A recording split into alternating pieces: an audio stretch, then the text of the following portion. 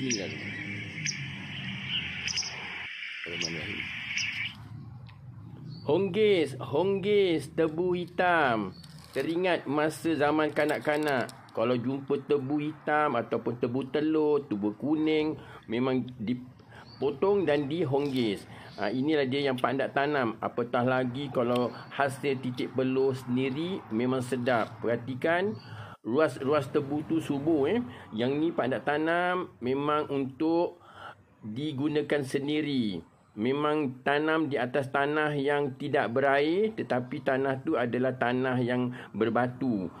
Itu adalah sifat-sifat tebu. Tinggi tebu ni boleh menjangkau hingga 15 meter tinggi. Kalau tak ditebang, dia akan tua sendiri dan tidak boleh makan. Perhatikan, subur yang Pak Ndak tanam ni dah berusia lebih daripada setahun. Dan kata orang tu, kita potong dia punya ruas-ruas itu dan kemudian kita buang kulit ari dia dan kita hiris-hiris dan kita boleh honggis. Kanak-kanak pun suka untuk kuatkan gigi. Jom kita makan tebu hitam.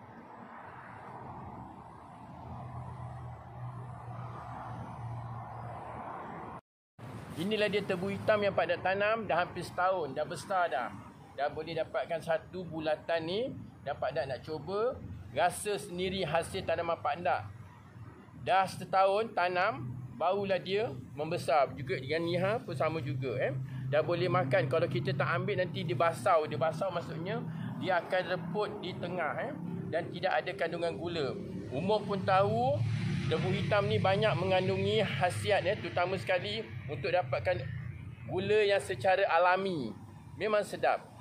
Kita akan cuba makan tebu hitam yang mempunyai khasiat. Di luar sana pelbagai tebu hitam, tapi yang ni tebu hitam ni Pak Ndak tanam memang untuk tanam sendiri dan untuk merasai bagi keluarga. Tebu hitam memang bagus dan berkhasiat pada tubuh badan. Kita tebangkan dia di pangkal. Ni Pak Ndak tunjukkan. Senang aja. Dia mempunyai ruas. Ini dia. Kemudian ruas dia ni, dia punya pucuk dia ni jangan buang. Kita boleh jadikan dia benih. Jadikan benih ni. Yang ni benih dia kita boleh tanam semula. Memang berbulu-bulu dan juga dia miang. Tetapi kita pastikan yang kita kena tahu cara untuk menyiang tebu, dan ini boleh ditanam semula. Ini cara Pak Ndak untuk tanam semula tebu yang Pak Ndak dah ambil tadi ataupun yang dah dipotong tadi. Perhatikan Pak Ndak dah tebang dia punya batang dia dan banyak ruas. Ini yang dah tua, dah hampir setahun, dan kita jadikan dia sebagai benih. Benih ni kita boleh tanam semula, dan hati-hati dia punya daun dia ni, setiap ruas ada daun, dia mengandungi miang ataupun gatal. Tapi kita dah biasa, jadi benda tu tak jadi apa. Bagi orang-orang bandar, tanamlah tebu untuk khasiat kepada tubuh badan. Yang ni pun Pak Ndak nak tebang juga. Sebab apa? Dah berusia lebih daripada setahun. Jadi sedap untuk kita makan secara mentah ataupun kita boleh buat jus. Pak Ndak memang tebang. Oh, sedap. Rasa memang sedap. Memang kata orang tu puaslah. Kita tanam sendiri, kemudian kita dapat hasil sendiri.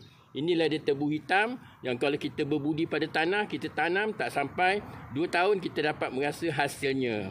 Tebu hitam banyak manfaat pada tubuh badan. Daun tebu ni jangan dibuang. Kita boleh jadikan dia sebagai baja komposit. Kita keringkan dia dan kita boleh racik-racikkan dia dan kita masukkan dalam polybag sebagai untuk baja juga. Jadi banyak manfaat. Tebu digunakan daripada hujung pucuk dia sampai ke pangkal. Memang berguna kepada mereka yang penggemar tebu. Kalau kita manfaatkan tidak hanya pada daun saja, pada batang dia, kulit dia pun kita boleh manfaatkan. Rupanya banyak rahsia-rahsia orang-orang dahulu memberitahu khasiat tebu. Salah satunya kalau jantung berdebar-debar, makanlah ataupun honggislah tebu. Khasiat manisan dia tu memang original. Begitu juga dengan mereka yang selalu ada penyakit gusa, bimbang ataupun trauma. Honggis juga tebu hitam ni, dia punya khasiat dia. Dan juga kalau batuk-batuk yang susah nak baik tu, bakar dulu tebu ni. Kata orang tu sangai, kemudian boleh dimakan terus. Ya, secara buat jus ataupun minum panas-panas. Itulah dia antara khasiat tebu hitam. Ya. Tebu hitam ni, dia punya pucuk dia pun kita boleh gunakan juga. Dan kata orang tu nak semai semula pun boleh. Selain daripada tu, untuk jadikan sebagai pemanis mulut. Kan ada bidalan-bidalan dulu-dulu. Manis kata di bibir saja, seperti manisnya tebu. Orang dulu kalau nakkan anak tu pandai bercakap, dia calit-calitkan manis tebu hitam ni dekat bibir anak. Itulah dia antara yang pernah Pak Ndak tahu daripada orang-orang lama. Bidan-bidan dulu jadikan bidalan kepada ibu-ibu yang mengandung.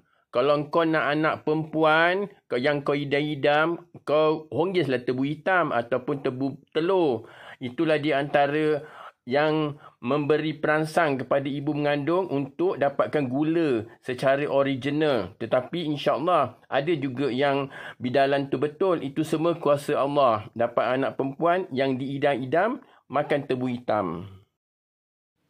Tebu hitam mempunyai khasiat antioksida. Katanya boleh mencegah kanser. InsyaAllah. Mudah-mudahan mereka yang peminat tebu hitam terhindar daripada penyakit barah ataupun kanser.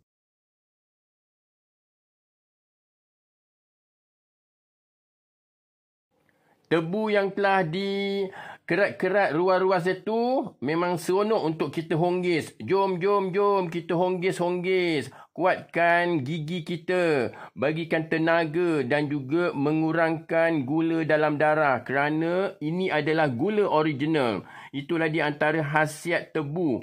Untuk pencernaan, kalau kita rasa macam kita penat, letih, honggis je tebu ni. Jom kita petik daun tebu. Kita jadikan kita semula untuk membuat baja. Dan kita tebang batang tebu. Petik herbs, petik. Jangan lupa subscribe, like dan share. Bersama Pak Ndak, pencetus guna herba.